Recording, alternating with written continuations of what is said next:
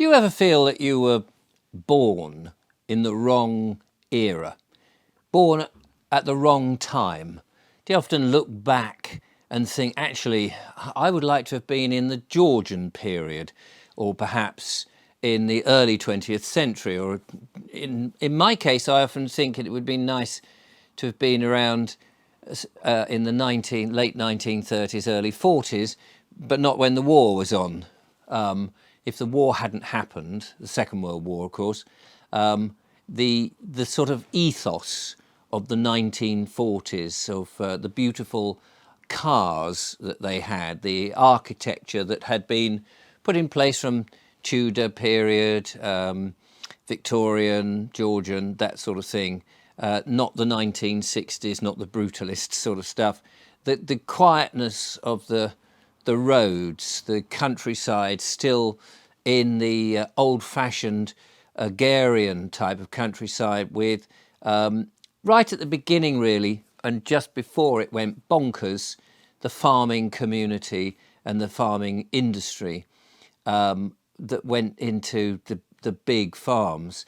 So that back then, for me, the smaller farms, still the villages and the towns being supported by the farms, people still working on the farms in larger numbers before the modern age came. And of course, when you look back in time and you think, oh, well, that would have been lovely. I wish I'd been around, in perhaps the Victorian era. And of course, one might sort of say, well, put a few provisos in there. Obviously, it'd be nice to have gone back in that time and had a bit of money so that I wasn't one of the very poor, wretched people who were cold and starving and had no possessions and life was tough and got typhoid or whatever, horrible diseases, malaria, whatever was going around. It's very easy to sort of look back and say, actually, I'm in the wrong era today and I would like to be back then, provided this and this was in place. But we're not, are we? We're not back then. Maybe we have been. If you subscribe to reincarnation or the soul's journey through different lives. But at this precise moment, we're not back then. But that doesn't mean to say that we can't look back and take the best elements of the past and think about how they might be useful today. And on this channel, of course, I've spoken about many of those things. A lot of people are fleeing the towns and the cities to try and find a bit of land, to go off grid perhaps, or to live a quieter, more peaceful, less fast-paced life. And you can't blame them, can you? Because life has become incredibly fast-paced. But here's the thing.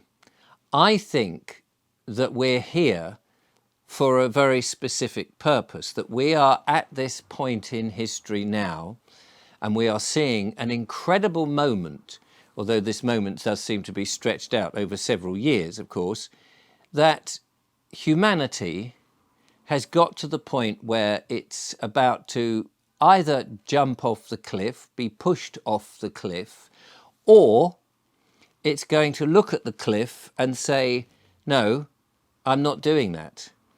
I think that when you look at how we have been, the way that we've become very self-centered in many ways, our morals and ethics have started to decline rather rapidly, that the mould has set in, and that the governments have taken the secular society to the nth degree and is pretending to be benevolent and kind when actually there is no veneer anymore. We can see them for what they are, and they're pushing us ever more into the ordinary everyday people into desperate measures.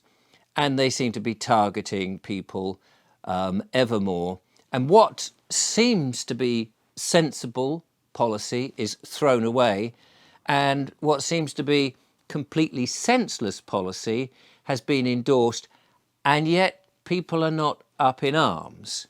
So we have surveillance cameras, as you know, and people don't seem to mind. A few people mind, of course, but most people have been brainwashed into thinking, well, that's necessary. We have facial recognition technology coming in so that everything that you do and wherever you go is tracked and traced. And again, people don't seem to mind.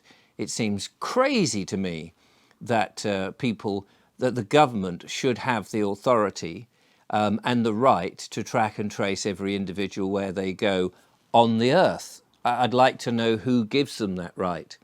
We have the 5G radiation technology that is not proved to be safe and yet has been sprouting up all over the place.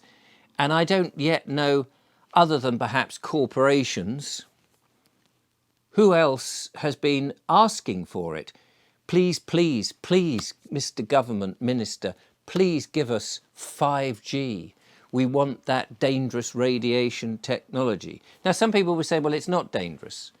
But I would still like to say, where is the test results? And B, who has asked for it rather than just implementing it? And of course, we've seen the attack on farmers. The most ridiculous thing, we all rely on food, but we're told that farming is affecting the end of the planet because of the global warming myth. And more people are beginning to realise that the global warming scenario, the man-made part of it, is a myth. And as more and more people begin to realise that, and yet, even though they realise it, they're not sort of going, hold on a minute, this is ridiculous. We're covering the countryside in loads of solar panels. The government have said and announced that they're going to block the sun so that we don't warm the planet up too much. And so therefore, the reliance on electricity is going to be a nonsense because there's no sun to get the solar panels to make electricity. It does seem as if the government, if you give them the legitimacy of being a body that is going to govern you, and that in and of itself is questionable, but it does seem as if actually this is junior school. It does seem on the outside as if the government is run by junior school children and not adults. But then in some ways, I do think it is run by junior school children, in effect, certainly mentally, because there's no joined up thinking. They're chopping and changing their mind. They don't know what they want to do. And yet, of course, some of us will be aware that actually they're not running anything, that there are strings behind them. And so then you kind of get into that conspiratorial talk where you start to realise that there is a dark force behind them who are orchestrating how everything works. But even if you say, OK, I don't believe in that, the government, you cannot say that the government as it is working beneficially for the people. And we are told, and of course this is a big lie in and of itself, that they are our servants. Well, of course they are our servants if you're not in their system. But if you've acquiesced to their system by being on the electoral roll and you vote for them, you're very much an employee, you're a commoner, you are there to be downtrodden on and ruled from above because you've effectively said, no, I'll be in your system. And so why anyone would want to be in their system, I don't know, because it seems that their system is full of absolute rubbish.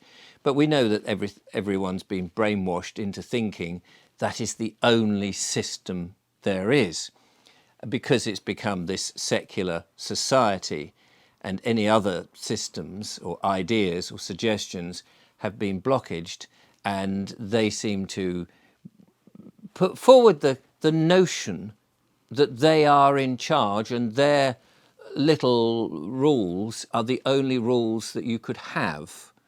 And I think a lot of people need to challenge that.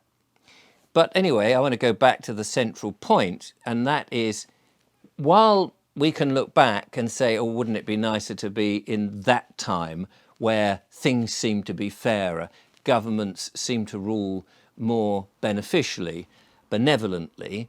I actually do think that we are here now to go through this hellhole, as it were, but we are here to steer the ship. Humanity has come to this point, and in many ways I think it's the only point that humanity could go to. It's come to this point. We've had to have this, if you like, 100 years experiment in which we've seen exactly the way to go wrong and not look after one another. We've found this is exactly 100% not how to live. And I think most people are beginning to feel that. So we've had to do that to now say that experiment, yeah, useful, horrible, don't want to ever do that ever again. So let's ditch all of those ways of doing things and move forward in a much more humble, honourable, beneficial, humanitarian way rather than the system and the ways that we've done it. And I think that's why when we feel, those that do feel that they were born in the wrong time or desire a different type of living, we're the only ones that can change it. We can change it with our mental faculties, by our physical abilities, and our spiritual awareness as we get closer to this edge in which there are basically two journeys. There's the facial recognition being controlled by dark forces, blue chipped to the nth degree, and a slave, a continual version of the slave. Or there's the other version in which we not only just say no, that we're not having it, that we move away, from that system. And we've always got the advantage that there are more of us than there are of them. And that's the one thing they don't want us to know or to realise, which is why they keep us distracted with wars, with overpriced food, with all the silly policies that we can moan about, and people switch on their televisions and get wrapped up in that narrative.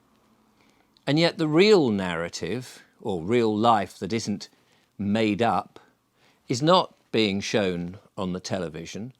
It's not being talked about in Parliament. It's not in the courts and all of those systems. It's elsewhere. It's real life. It's what matters. It's your own moral stance, your own ethics. It's your family. It's the needs that you have.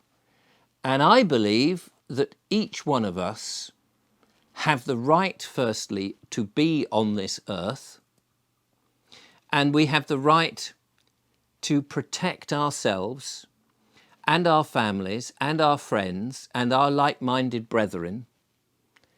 And if we find that there are those that are trying to impose their rules and laws that are not right and are not human and are not beneficial to society, then we must walk away from that. I'm not into fighting. I don't think we need to fight. Let them squabble amongst themselves. Let's face it, they do it enough in Prime Minister's questions.